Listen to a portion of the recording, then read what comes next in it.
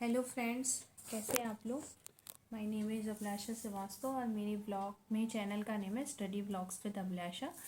तो मैं काफ़ी दिन बाद थोड़े आपके लिए व्लॉग्स लेके आई हूँ। मैं थोड़ा सा मैं इधर पिछले कुछ दिनों से मैं व्लॉग्स नहीं बना पा रही थी। तो जैसा कि आप जानते हैं कि मैं महात्मा काशी विद्यापीठ से बीएड फर्स्ट सेमेस्टर मैंने इस साल डाला है। एंड आप सबको पता होगा कि मार्च लास्ट में बीएड फर्स्ट सेमेस्टर के एग्ज़ाम भी होने वाले हैं। मोस्ट प्रोबेबली आपके 22 to 23 मार्च के बाद आपका पेपर पड़ेगा। एक एवरेज आप मान के चलिए कि 25 मार्च के बाद होगा। तो अब मैं कुछ छोटे छोटे चैप्टर्स के व्लॉग्स आपके सामने लेके आने वाली हूँ। तो देखिए, बेसिकली मैंने ये सोचा है कि पहले MGKVP में क्या होता है कि लास्ट के 5 ईयर्स के पेपर रिपीट होते हैं।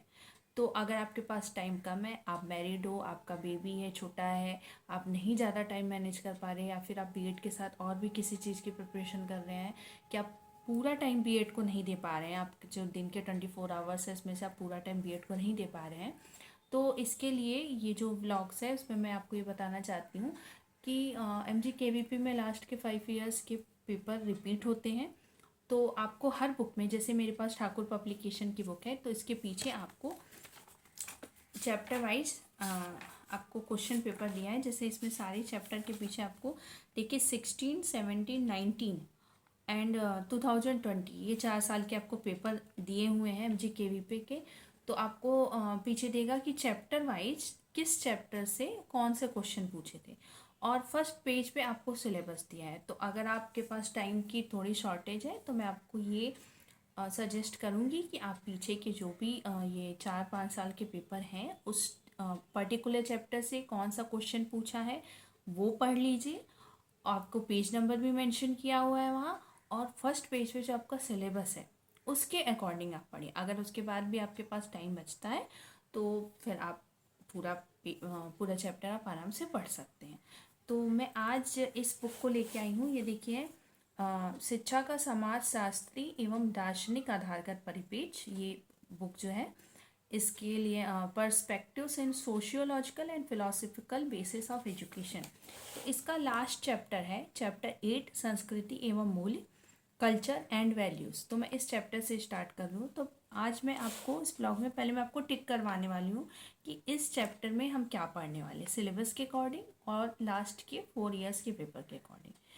उतना हम पहले अच्छे से पढ़ लेंगे। फिर अगर आपके पास टाइम बचता है, जैसे टाइम है आपके पास, तो आप पूरा चैप्टर पढ़िए, बहुत अच्छी बात है, और भी अच्छे आपके नंबर आएंगे। लेकिन अगर आपके पास थोड़ी सी टाइम की शॉर्टेज है तो आप इस अकॉर्डिंग पढ़िए कि सिलेबस पढ़िए, और लास्ट के जो पेपर्स दिए हुए उनको पहले टिक लगा के, आप पहले चैप्टर में टिक लगा लीजिए कि भाई ये हमें पढ़ना है, और उसके बाद आप उसे कंप्लीट करिए। तो देखिए 261 पे ये चैप्टर स्टार्ट हो रहा है। तो आप लोग एक बार टिक कर लीजिए। मैं आपको बता रही हूँ कि इस चैप्टर में हम क्या पढ़ने वाले हैं।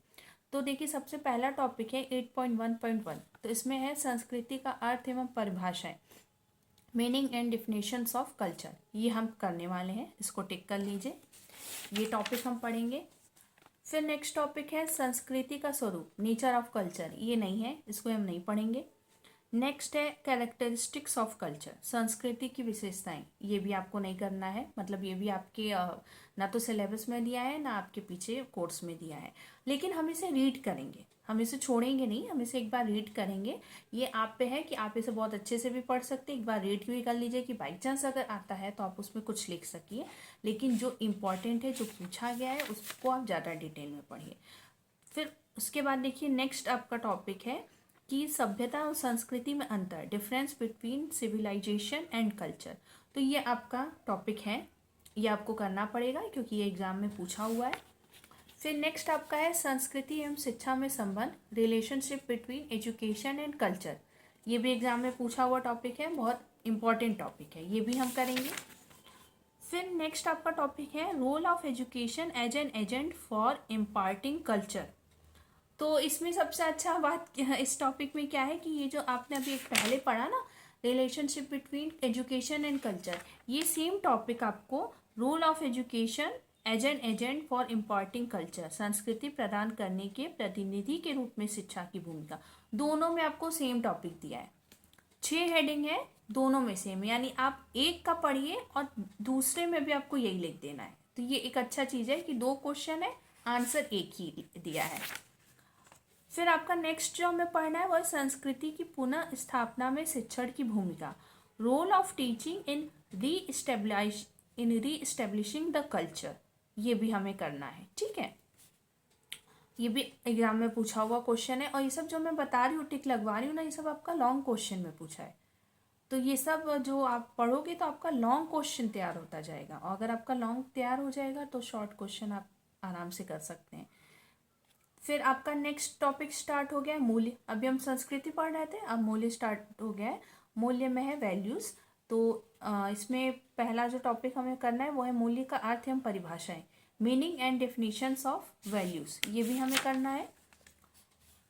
फिर नेक्स्ट है आपका nature and characteristics of values, ये नहीं करना है।